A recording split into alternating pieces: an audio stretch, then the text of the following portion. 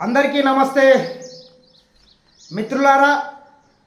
మరి పార్లమెంట్ ఎన్నికల సన్నాహంగా భాగంగా మరి నిన్న మాజీ మంత్రి కొడంగల్ని దత్తత తీసుకున్న దద్దమ్మ అగ్గిపెట్టె హరీష్ రావు గారు కొడంగల్కి రావడం జరిగింది. కొడంగల్కి వచ్చి మరి కోసిగిలో ఒక కార్యకర్తల సమావేశం ఏర్పాటు చేసి అన్ని దొంగ మాటలు మాట్లాడిపోవడం జరిగింది. 10 సంవత్సరాల అధికారంలో ఉండి ఈ పాలమూరు బిడ్డల్ని నిండా ముంచి మా పాలమూరు రంగారెడ్డి ఎత్తిపోతల పథకం పూర్తి చేయకుండా ఈ ప్రాంతాన్ని మొత్తం సర్వనాశనం చేసి విధ్వంసం సృష్టించి మరి కాళేశ్వరం కన్నా ముందు శంకుస్థాపన చేసినటువంటి పాలమూరు రంగారెడ్డి పథకం ఎక్కడేసిన గొంగడి అక్కడనే ఉంది. మరి ఆయన ఫామ్ హౌస్లకు నీళ్ళు వచ్చినాయి, సిరిసిల్లకు నీళ్ళు వచ్చినాయి, సిద్దిపేటకు నీళ్ళు వచ్చినాయి, గజ్వేలకు నీళ్ళు వచ్చినాయి. సిరిసిల్లకు, సిద్దిపేట, గజ్వేలకు డబల్ బెడ్రూమ్లు వచ్చినాయి, అన్నీ వచ్చినాయి. కానీ మరి మా పాలమూరు బిడ్డల బొంబాయి బొగ్గుబాయి వలసలాగలేదు, మా బిడ్డల బతుకులు మారలేదు. మరి మొట్టమొదటిసారిగా మా కొడంగల్ ప్రాంతానికి రాష్ట్ర ముఖ్యమంత్రి అవకాశం వచ్చింది. దీన్ని జీర్ణించుకోలేనటువంటి మరి మాజీ ఎమ్మెల్యే పట్నం నరేందర్ రెడ్డి మరికొంతమంది ఈ పాలమూరు సన్నాసులు అంతా కలిసి కోసిగిల మీటింగ్ ఏర్పాటు చేసి అన్ని పెద్ద పెద్ద ఏదో ఒక్కొక్కడు ఒక గప్పాలు నరుకుతున్నాడు.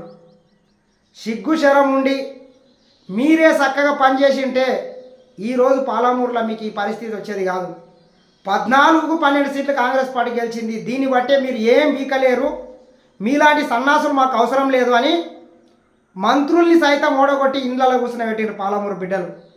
మళ్ళీ సిగ్గు లేకుండా ఏం మాట్లాడుతున్నారు? సిగ్గు లేదా జిడిగిందంటే నల్లకుండా నాకేందుకు అన్నదంటే అట్లున్నది మీ బతుకులు చూస్తే.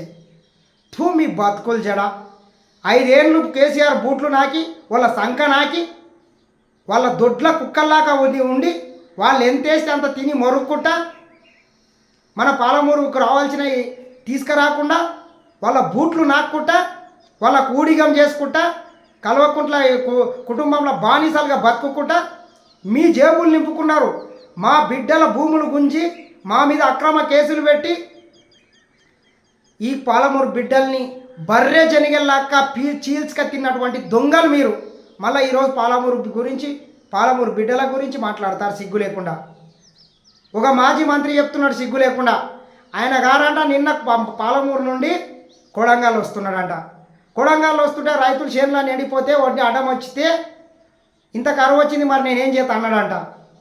సిగ్గుశరం లేనోడా కాంగ్రెస్ పార్టీ వచ్చి 4 నెలలు మాత్రమే అయింది.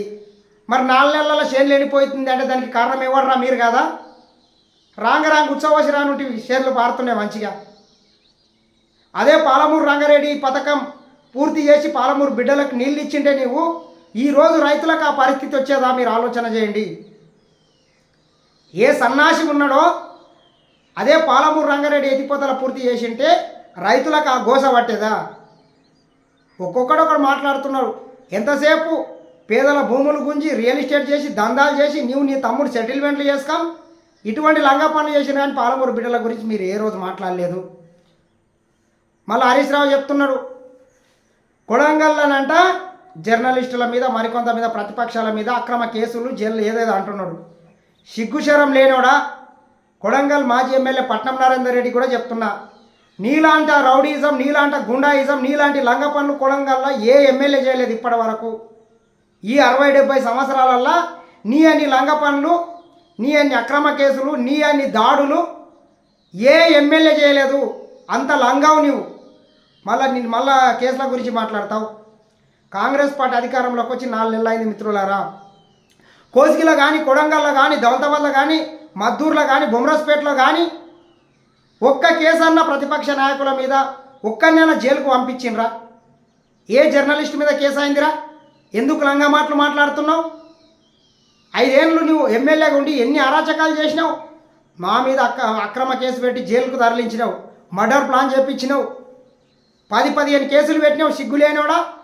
మళ్ళీ ఈరోజు కేసుల గురించి నువ్వు మాట్లాడతావు. ఎవరి మీద కేసు అయిందిరా? ఏ టీఆర్ఎస్ మీద, బీఆర్ఎస్ మీద ఒక కేసు పెట్టిండా రేవంత్ రెడ్డి గారు? చూపి. నీవు నిజంగానే నీ పుట్టుక చక్కగా ఉంటే చూపియాలి కొడక. నీవు అనుకుంటున్నావు కాంగ్రెస్ పార్టీ ఎన్ని అక్రమ కేసులు పెట్టిందో చూపియాలి. హరీష్ రావు చెప్తున్నాడు కరువేన పూర్తి అయిందంట 2-3 నెలల్లో ఒక కాలువ దోకొస్తే కొడంగల్కు నీళ్ళు వస్తాయంట. ఏడికెళ్ళి వస్తాయిరా సన్నాసి? ఏడ భూసేకరణ చేసినావు? ఏంది నీ ప్రాజెక్టు ప్లాన్ ఎక్కడిది? ఎక్కడెక్కడికి వెళ్ళి ఏడ రిజర్వాయర్ కడుతున్నావు? ఏడ కాలువలు దోవుతున్నావు? కనీసం మ్యాపర్లో చూపి ఎక్కడికి వెళ్ళి 3 నెలల్లో వస్తుందిరా సన్నాసి? 10 ఏళ్ళు ఏడ వండుకున్నావు?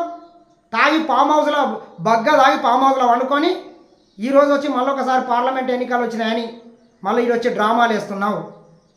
కావున కొడంగల్ ప్రజలారా, పాలమూరు బిడ్డల్లారా, మీరు ఆలోచన చేయండి. ఎవడెన్ని దొంగ మాటలు చెప్పినా, ఎన్ని లంగ మాటలు చెప్పినా వాని జేవి నింపుకోవడానికి చూసిండ్రు కానీ మన పాలమూరు బిడ్డల బతుకులు మారలేదు. 5 ఏళ్ళు అధికారం ఇచ్చిన మన్నె శ్రీనివాసరెడ్డికి కూడా పాలమూరు ఎంపీగా ఉన్నాడు. ఏనాడైనా ఆయన పాలమూరు బిడ్డల గురించి ఏదన్నా మాట్లాడిండా? ఎన్నడన్నా కనబడ్డా? అసలు పాలమూరు ఎంపీ అంటేనే ఎవరికి తెలియదు. ఎంతసేపు వచ్చి పెళ్ళిళ్ళకు పేరెంటాలకు వచ్చి ఇంత పందికొక్కలాక తినిపోయాడు కానీ ఈ పాలమూరు బిడ్డల బతుకులు మారవలేదు. మాకేం తీసుకురాలేదు, మాకు నీళ్లు తేలేదు, మాకు నిధులు తేలేదు, మాకు నియామకాలు రాలేదు, మా పాలమూరు రంగారెడ్డి ఎత్తిపోతల పథకం పూర్తి చేయలేదు, మా పాలమూరుకు మెడికల్ కాలేజ్ తేలేదు, మా పాలమూరుకి ఇంజనీరింగ్ కాలేజ్ తీసుకురాలేదు. దేని గురించి ఒక్కనాడన్నా ఈ సన్నాసి పార్లమెంట్లో మాట్లాడిండా? మీరు ఆలోచన చేయండి. కావున ఎవడెన్ని లంగ మాటలు మాట్లాడ్డా, ఎవడెన్ని దొంగ మాటలు మాట్లాడ్డా ఈ లంగాలు మాట్లాడతారు పోతుంటారు. గంగిరెద్దులాగా కొత్త బిచ్చగాళ్ళలాగా రోజు వస్తుంటారు పోతుంటారు. వీళ్ళ వల్ల ఒరిగేది లేదు, పోయేది లేదు. కావున బీజేపీడు కానీ బీఆర్ఎస్ వాడు ఇద్దరు ఒకటే. కవితమ్మని జైల్లో నుంచి విడిపించుకురావడానికి ఒక 4-5 సీట్లను బీజేపీని గెలిపించాలని వీళ్ళంతా ప్లాన్ చేస్తున్నారు. కావున వీళ్ళు ఎన్ని కుట్రలు చేసినా, ఎన్ని కుతంత్రాలు చేసినా వీళ్ళిద్దరికి తగిన బుద్ధి చెప్పి పాలమూరులో 2 సీట్లను, నాగర్ కర్నూలు పాలమూరులో సీట్లను, ఎంపీ స్థానాలను భారీ మెజార్టీతో గెలిపించుకుందాం. మొన్నటి అసెంబ్లీ ఎన్నికలలో ఏ రకంగా అయితే 12 మంది ఎమ్మెల్యేలను గెలిపించుకున్నామో ఆ 12 మంది కలిసి ఈ 2 ఎంపీలను గెలిపించుకునే బాధ్యత మనందరం తీసుకుందామని మరొకసారి కోరుకుంటూ, ఇటువంటి లంగలు దొంగలు రోజు వస్తుంటారు పోతుంటారు. మన పాలమూరు బిడ్డ సోనియా గాంధీ గారు, రాహుల్ గాంధీ గారు, మల్లికార్జున ఖర్గే గారు మన పాలమూరు మట్టి బిడ్డకు, మన నల్లమల్ల ముద్దు బిడ్డకు రేవంత్ రెడ్డి అన్న గారికి ముఖ్యమంత్రి అవకాశం ఇచ్చిండ్రు. కావున వాళ్ళ రుణం తీసుకోవాలంటే మనం రాహుల్ గాంధీని ప్రధానమంత్రిని చేయాల్సిన అవసరం ఉంది. కావున పాలమూరు జిల్లాలో ఉన్నటువంటి 2 స్థానాలని భారీ మెజార్టీతో గెలిపిద్దాం. రాష్ట్రంలోనే పాలమూరు స్థానాన్ని చెల్ల వంశీచంద్ గారికి అత్యధిక మెజార్టీ ఇస్తాం. మన కొడంగల్ నుండి కూడా 50,000కు తగ్గకుండా మెజార్టీ ఇవ్వాల్సిన బాధ్యత మన మీద ఉంది. నాగర్ కర్నూలులో కూడా మల్లురావి సార్ని అత్యధిక మెజార్టీతో గెలిపించి మన 2 అభ్యర్థులను గెలిపించుకుందామని మరొకసారి కోరుకుంటూ, వీళ్ళు గెలిస్తేనే ఇంకా అభివృద్ధికి ఎక్కువ అవకాశం ఉంటుంది. మన సమస్యల మీద పార్లమెంట్లో కొట్లాడతారు. ఈ సన్నాసుల్లాగా తాగి ఫామ్ హౌస్లో వండుకోరు, ఇళ్లలో వండుకోరు. కావున ఆలోచన చేయాల్సిందిగా మీ అందరినీ కోరుకుంటున్నాము. ఖచ్చితంగా రాబోయే ఎన్నికలలో 2 సీట్లని భారీ మెజార్టీతో గెలిపిద్దామని మరొకసారి కోరుకుంటున్నా. నమస్తే. ఆలోచన చేసి ఓటేయండి. ఖచ్చితంగా భారీ మెజార్టీ తీసుకురావాల్సిందిగా మరొకసారి కోరుకుంటున్నా. నమస్తే మిత్రులారా.